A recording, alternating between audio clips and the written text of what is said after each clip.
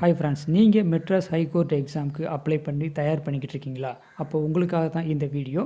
ரொம்ப முக்கியமான 50 பொது அறிவு வினா விடைகளும் அதற்கான விளக்கமும் தான் இந்த வீடியோவில் நம்ம பார்க்க போகிறோம். ஸோ கடைசி வரைக்கும் மிஸ் பண்ணாமல் பாருங்கள். அதுக்கு முன்னாடி நம்ம சேனலை சப்ஸ்கிரைப் பண்ணிக்கோங்க. வாங்க வீடியோக்குள்ளே போகலாம். முதல் கேள்வி, இந்தியாவை இனங்களின் அருங்காட்சியகம் என்று கூறியவர் யார்? சரியான விடை V.A. ஸ்மித். ஜீராங் பறவைகள் பூங்கா எங்குள்ளது? சரியான விடை சிங்கப்பூர். இங்கே பெண் குயின்கள் 0 டிகிரி செல்சியஸ் வெப்பநிலையில் பராமரிக்கப்படுகிறது. அடுத்த கேள்வி, தேசிய அறிவியல் தினம் என்று கொண்டாடப்படுகிறது? சரியான விடை பிப்ரவரி 28. அடுத்த கேள்வி, பாமினி பேரரசை தோற்றுவித்தவர் யார்? சரியான விடை ஹசன் கங்கு. அடுத்த கேள்வி, கற்பகத்தரு என்று அழைக்கப்படும் மரம் எது? சரியான விடை பனைமரம். ஆறாவது கேள்வி, இந்தியாவின் ஏவுகணை மனிதர் யார்? சரியான விடை அப்துல் கலாம். அடுத்த கொஸ்டின், உலக சுற்றுச்சூழல் தினம் என்று கொண்டாடப்படுகிறது? சரியான விடை ஜூன் 5. கரிகாலனின் இயற்பெயர் என்ன?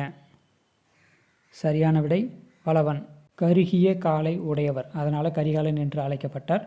திருச்சி கல்லணையை கட்டியவர் இவர்தான். அடுத்த கொஸ்டின், முதல் புத்த சமய மாநாடு நடந்த இடம் எது? சரியான விடை ராஜகிருகம்.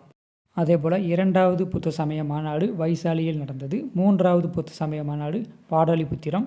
4வது புத்த சமய மாநாடு காஷ்மீர். மனித இதயத்தை சுற்றியுள்ள உறை எது? சரியான விடை பெரிகார்டியம். இதில் டியூரா மேட்டர் அப்படிங்கிறது மூளையின் உறை, ஸ்கிலீரா அப்படிங்கிறது கண்ணின் விழி வெளிப்படலம், புளூரா அப்படிங்கிறது நுரையீரலின் உறை. மனாஸ் உயிர்கோள காப்பகம் அமைந்துள்ள மாநிலம் எது? சரியான விடை அசாம். அடுத்த கேள்வி, கடல் மட்டத்தில் பாதரச தம்பத்தின் அழுத்தம் எவ்வளவு? சரியான விடை 76 சென்டிமீட்டர். இந்தியாவின் முதுபெரும் மனிதர் என்று அழைக்கப்படுபவர் யார்? சரியான விடை தாதாபாய் நவ்ரோஜி. அடுத்த கேள்வி, அன்னி பெசன்ட் அம்மையார் எந்த நாட்டைச் சேர்ந்தவர்? இவர்தான் விடுதலை இயக்கத்தின் போது 1916 சென்னையில் தன்னாட்சி இயக்கத்தை தொடங்கியவர். நியூ இந்தியா என்ற பத்திரிகையையும் நடத்தியவர். இவர் அயர்லாந்து நாட்டைச் சேர்ந்தவர். சோடியத்தின் அணு எண் எத்தனை? சரியான விடை 11. FCI food corporation of India, இந்திய உணவுக் கழகம் தோற்றுவிக்கப்பட்ட ஆண்டு?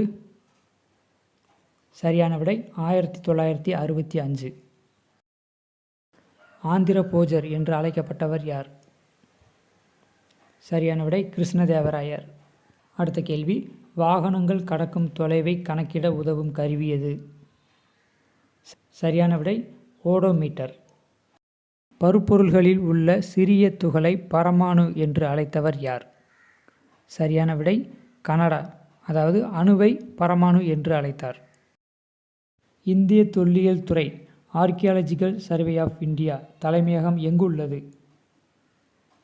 சரியான விடை புதுடெல்லி.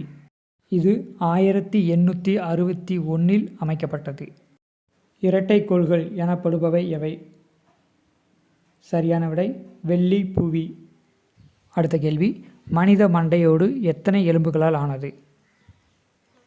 சரியான விடை 22. சதுப்பு நில வாயு எனப்படுவது எது? சரியான விடை மீத்தேன். அடுத்த கேள்வி, விசையின் அலகு? சரியான விடை நியூட்டன். மகாவீரர் பிறந்த இடம் எது?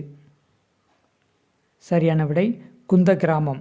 இது பீகாரில் உள்ளது. இவர் சமண சமயத்தை தோற்றுவித்தவர்.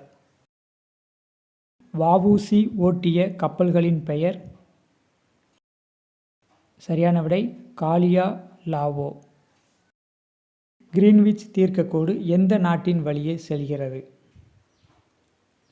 சரியான விடை இங்கிலாந்து. லண்டனுக்கு அருகே உள்ள ராயல் ஆய்வு மையத்தின் வழியாகத்தான் இந்த கிரீன்விச் தீர்க்கக்கோடு போகும். இதுதான் உலகின் திட்ட நேரம் ஆரம்பிக்கக்கூடிய இடம். அடுத்த கேள்வி, எரிக்கும் ஆடிகள் நூலை எழுதியவர்? சரியான விடை டயோகில்ஸ். டெங்கு காய்ச்சலை ஏற்படுத்தும் வைரஸ் எது? சரியான விடை பிளேவி வைரஸ். உலர் பனிக்கட்டி என்பது, இது ரொம்ப முக்கியமான கேள்வி. இதுக்கு முன்னாடி கொஸ்டினில் கேட்டிருக்காங்க. சரியான விடை திட கார்பன் டை ஆக்சைடு. இந்தியாவின் முதல் ரேயான் தொழிற்சாலை எங்கு தொடங்கப்பட்டது? சரியான விடை கேரளா. 1946 தொடங்கப்பட்டது. கிலாபத் இயக்கத்தை தொடங்கியவர்கள் யார்?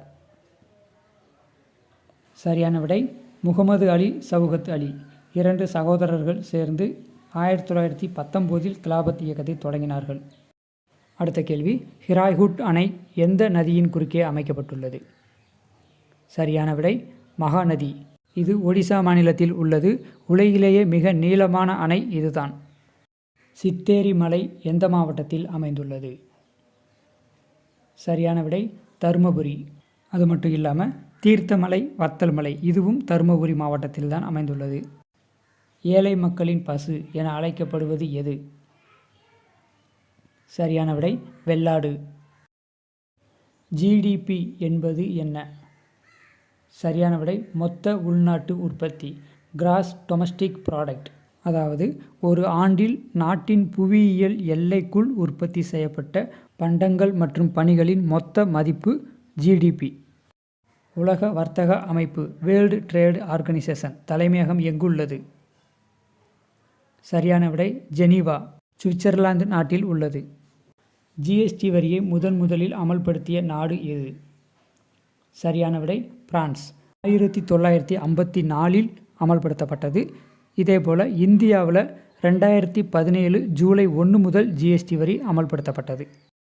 அடுத்த கேள்வி, இறுக்கநிலை ஹார்மோன்கள் என அழைக்கப்படுவது எது? சரியான விடை அப்சிசிக் அமிலம். இது தாவரங்களில் உற்பத்தியாகும் ஒரு வகையான ஹார்மோன். இயற்கை தேர்வு கோட்பாட்டை வெளியிட்டவர் யார்? சரியான விடை சார்லஸ் டார்வின். இந்திய பசுமை புரட்சியின் தந்தை யார்? சரியான விடை மா. ச. சுவாமிநாதன். இவருடைய முழு பெயர் டாக்டர் மான்கொம்பு சாம்பசிவன் சுவாமிநாதன். அதேபோல் வெண்மை புரட்சியின் தந்தை வர்கீஸ் குரியன். புற்றுநோயை பற்றி படிக்கும் படிப்பு? சரியான விடை ஆன்காலஜி. டெல்லியின் முதல் சுல்தான் என தன்னை பிரகடனப்படுத்தி கொண்டவர் யார்? சரியான விடை குத்புதீன் ஐபக். இவர்தான் டெல்லி சுல்தானியத்தை நிறுவியவர். அடுத்த கேள்வி, மக்களால் மக்களுக்காக மக்களை தேர்ந்தெடுக்கும் ஆட்சி மக்களாட்சி என்று கூறியவர் யார்? சரியான விடை ஆபிரகாம் லிங்கன். இவர்தான் மக்களாட்சிக்கான வரையறையை கொடுத்தவர். குடியுரிமை சட்டம் இயற்றப்பட்ட ஆண்டு? இது ரொம்ப முக்கியமான கொஸ்டின். சரியான விடை 1955. அம்பேத்கர் இந்திய அரசியலமைப்பின் ஆன்மா என்று எதை கூறுகிறார்? சரியான விடை சட்டப்பிரிவு 32. இது அரசியலமைப்புக்கு உட்பட்டு தீர்வு காணும் உரிமை. அதாவது தனிப்பட்டவரின் அடிப்படை உரிமைகள் பாதிக்கப்படும் போது நீதிமன்றத்தை அணுகி நாம் உரிமையை பெற முடியும். இந்த கொஸ்டின் ரொம்ப இம்பார்ட்டன்ட். அரசு தேர்வுகளில் பலமுறை கேட்கப்பட்ட கேள்வி இது. இந்திய அரசியலமைப்பின் புதுமையான சிறப்பம்சம் என அம்பேத்கர் எதை கூறுகிறார்? சரியான விடை பி. அரசு நெறிமுறைப்படுத்தும் கோட்பாடுகள். எந்த சட்ட திருத்தம் குறு அரசியலமைப்பு என அறியப்படுகிறது? சரியான விடை 42வது சட்ட திருத்தம். இது 1976 ஆண்டு மேற்கொள்ளப்பட்டது.